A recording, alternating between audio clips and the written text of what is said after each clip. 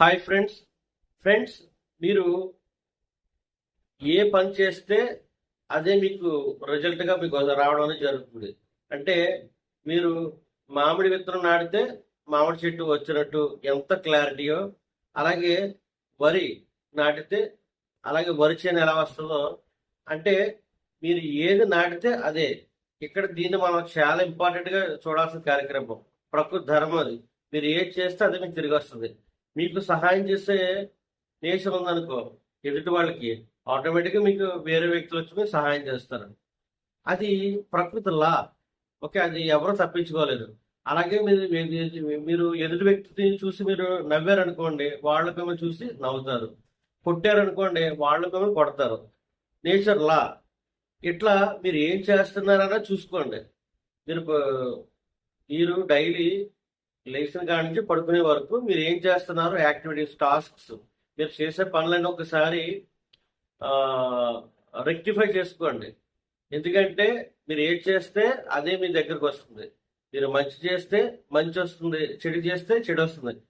చెప్పాను కదా, మామిడి విత్తనం నాటితే మామిడి చెట్టు వస్తుంది, వేప చెట్టు రాదు. ఓకే, ఇది ఎంత క్లారిటీయో అది కూడా అంతే క్లారిటీ. ఇది ప్రాక్టికల్గా మీకు చెప్పడం జరుగుతుంది. సో మీరు కూడా దీన్ని మీ స్వ అనుభవానికి మీరు తెచ్చుకోండి. ఓకే, మీ లైఫ్లో కూడా కొన్ని ప్రాక్టికల్గా మీరు చేయండి.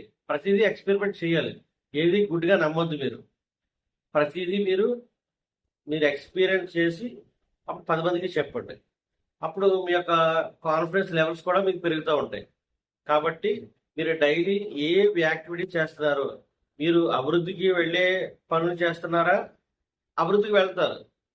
మీరు దిగజారిపోయే పనులు చేస్తున్నారా, దిగజారిపోయినట్టే ఉంటుంది. కాబట్టి మీరు ఏం చేస్తున్నారు, డైలీ మంచి పనులు చేస్తున్నారా, చెడు పనులు చేస్తున్నారా, ఇవన్నీ చూసుకోండి.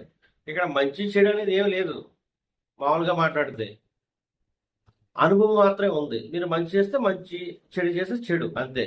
ఓకే, అక్కడ తప్పు లేదు, ఒప్పు లేదు, రెండు కరెక్టే.